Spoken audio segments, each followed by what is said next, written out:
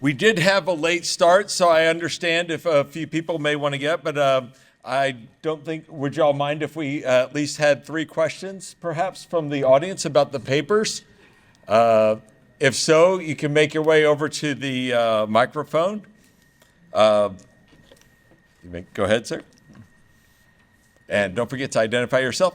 Okay, my name is Mustafa from Romania. Thank you for your inspiring presentations.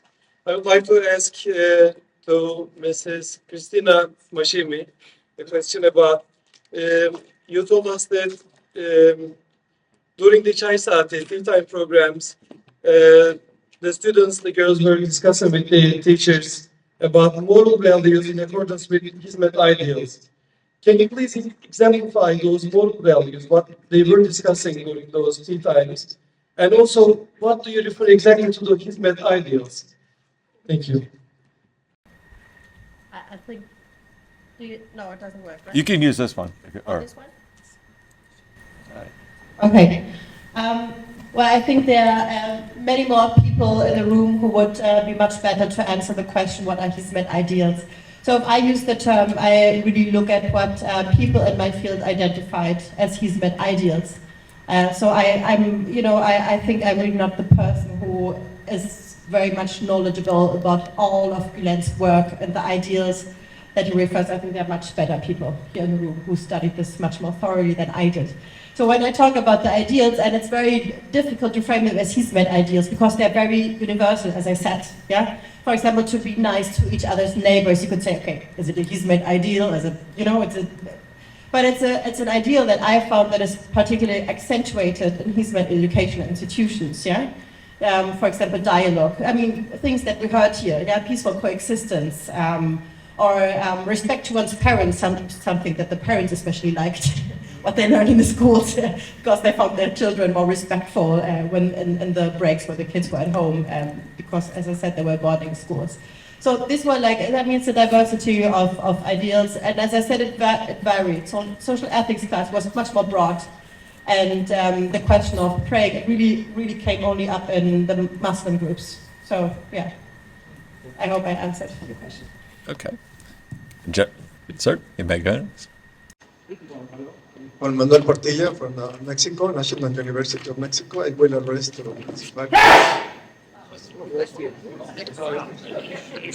This guy. The show support. Hands up and give me your money. I thought it was a bomb from well, I just first of all thanks Nancy Falcon for a splendid position. It's very important to have a point of view from Latin America, particularly Argentina, which has suffered long distress and violations of human rights, so probably the other countries in the recent past, one generation. So you were concentrating about this focus on human rights, or the way of getting close to Hizmet and understand and have the sense of it. And would you think that it might be possible to reproduce or to export this experience in Argentina to some other countries? I'm thinking Mexico, for instance, which, well, we have our own history of violation and violence and some other such things, but would you think it can be, I mean, as Latin American, probably sometimes it's seen as a society very homogeneous or similar, but I think it's really different, no? Because we are closer to the United States, but we are Latin Americans, we are South Americans, so, and Argentina is far away, but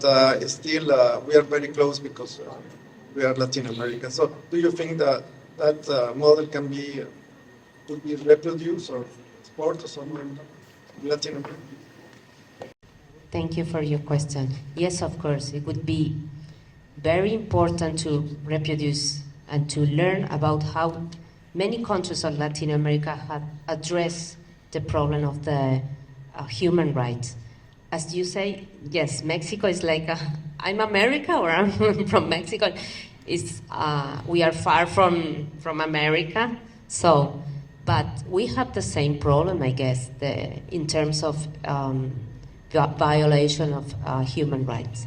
So I'm writing now a book about interfaith dialogue in Argentina, and I realized that the beginning of the interfaith dialogue is related to the defense of the human right. And for me, it was a huge discovery, because the story of the human rights in Argentina is very important. We fought through military, government, CAP, terrorists from the state, disappearing people, torture. I mean, we have been a lot, so we manage as we manage. But interfaith dialogue for me, it's a very beginning of address these problems, and I think Hizmet has a task to do in Argentina related to this. So yes, of course, the answer is yes. Thank you. Thank you. We have time for the last question. Go ahead, John. John Paul. Thank you to each of you for your presentations. I enjoyed all three of them. They were really quite splendid.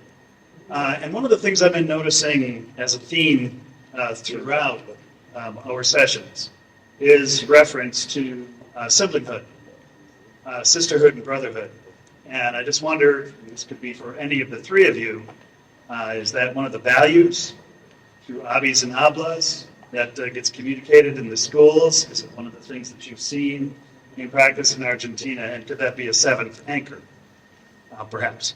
Thank you.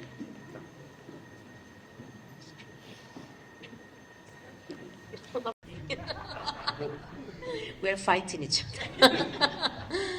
I guess it's a combination of all the things. I think in Argentina the interfaith dialogue is very strong from Hizmet.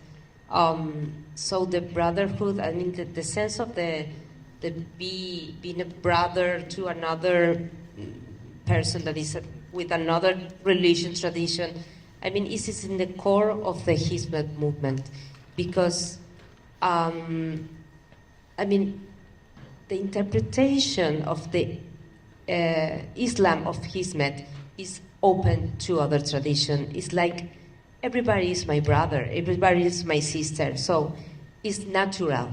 So I guess it comes from that core, I mean. But it's important. It's a very natural way to find the Hizmet movement, like in action. I mean, I told in this morning to the person, one Abi, that I recognize the Hizmet person because of the face. And I saw the face and said, he's from Hizmet. And I don't know how to explain that. I mean, it's something in the face, the way, the energy, I don't know. But yes, of course, I think it's in the core of Hizmet. And with that, we talk about the, as we come to a close, you've seen Sri Lanka, you've seen Tanzania, Argentina, all facing incredible challenges from Ankara coming out of there. But still, it's heartening for all of us to hear the great resilience that the Hizmet movement is experiencing in all three. Thank you all for coming, and thank you to our presenters.